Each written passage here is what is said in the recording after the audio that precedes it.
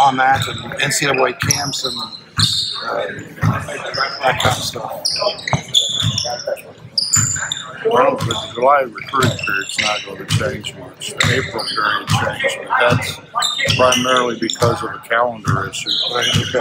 We didn't have as many weekends, so that changed.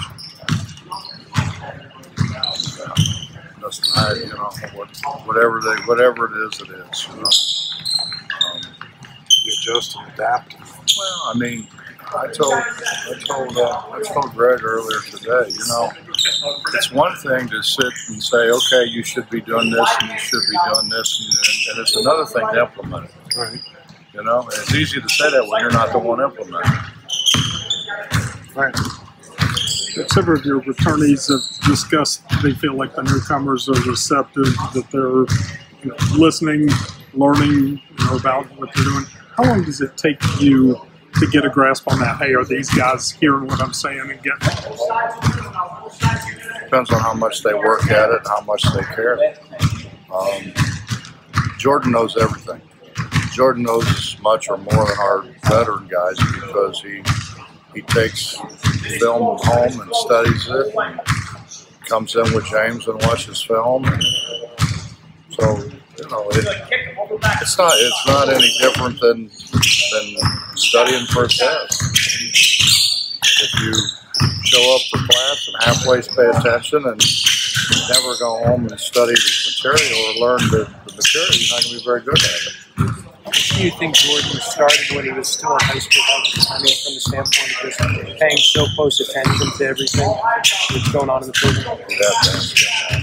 I mean, he paid attention. I don't know how much. You go from having one of the most experienced backcourts in the country, and now you've got a combination of experience with Beetle and Chase, a lot of young guys. How does that affect the course from coaching standpoint? It really doesn't. Obviously, JC and Dex knew what they were doing, but we had a whole bunch of other guys that needed to play that didn't know before. And the honest to God's truth is, Beetle hadn't practiced very much because he's been hurt. He's had one thing after another, and Chase has been out. So throwing a bunch of guys out there. They've got to care and they've got to work at it. And sometimes that takes time. Sometimes that's sitting on the bench for a while until you figure out that, by God, this is serious. So I tell them all the time, man, it's not up to me. I can care less who plays. I don't have favorites. I don't care. Whoever plays, plays. But if you don't play, it's your fault. The way we play as many people as we play. If you don't play, it's your own fault. Personality-wise, you got a different group of guards than Dax and Jason. They're not as sure of themselves as those guys were, but that's sure. That goes with the territory. We can, for the most part, I think we can make shots. We also throw it off the wall quite a bit. Depends on what day. No, we're pretty consistent. Basketball IQ-wise, where does Jordan fit with some of them? Particularly this young in his career, so early in his career. Well, I think he understands what's supposed to happen.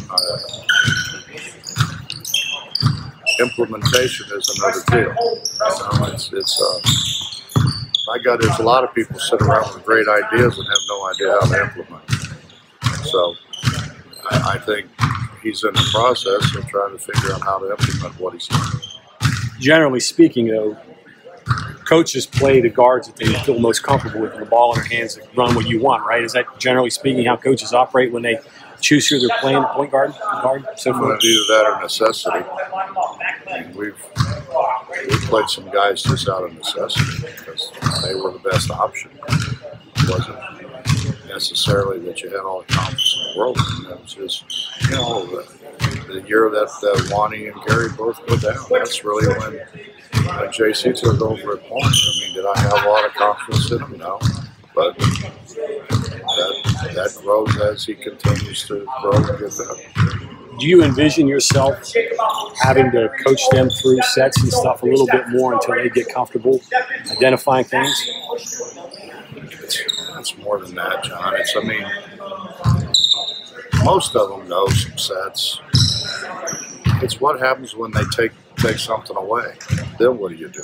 You know, if you're a guy with the ball, who comes open first? A lot of times their first option's open, and you're looking at your third one because you're getting a little bit of pressure, and now you're turned around, not where you're, or maybe you didn't penetrate it deep enough to shorten the passing lane. Passing lane gets too long, they're going to run through it. So there's a lot of variables. How did you staff your for this offseason? It's going to be pretty trying for them, not knowing what his future was going to be. Well, I think the positive thing, Bob, was he was allowed to work out. He wasn't allowed to play, but he was allowed to work out. They were more concerned with contact with him than they were him coming in and spending time. And so I don't think it was as bad as what it could have been. You know, if it was just he was shut down totally, I think that would have been really hard on him. But I think being able to come in and work out, yeah, you know, Jordan's in here working out, so there were people in here, teammates in here that he could work out with. So I think he did still feel part of it.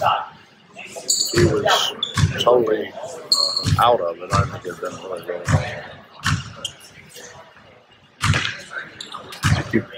Appreciate it. Yes, sir. Coach, what's the competition been like among the big guys so far?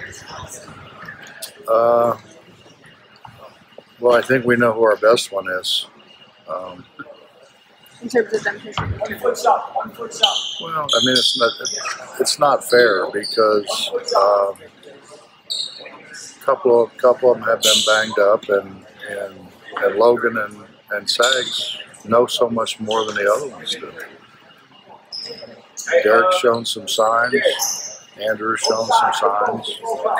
It's just Andrew in all honesty, hadn't practiced much because of his knee.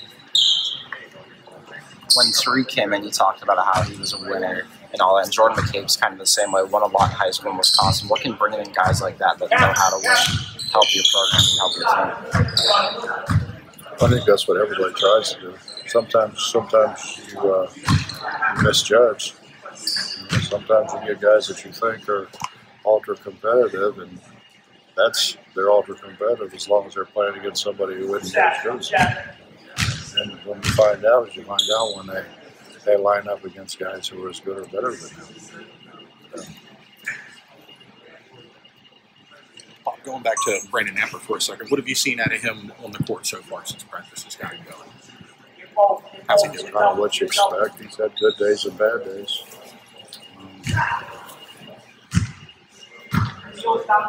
He probably didn't take as much advantage as he could have in terms of off-the-floor stuff, learning, watching film. And I think he has started, doing it a lot more regular now because I think he's seen that that's part of it. Part of it if you're going to be great. Chase Harwood had that where he's out playing that tournament during summer. How much did that help his game, or did it help his game? I think it helped his confidence. I don't know how much it helped his game because you play one game, you're not in the gym, you don't get the repetitions that you get. But I think it really helped his confidence. He's playing with a lot of confidence.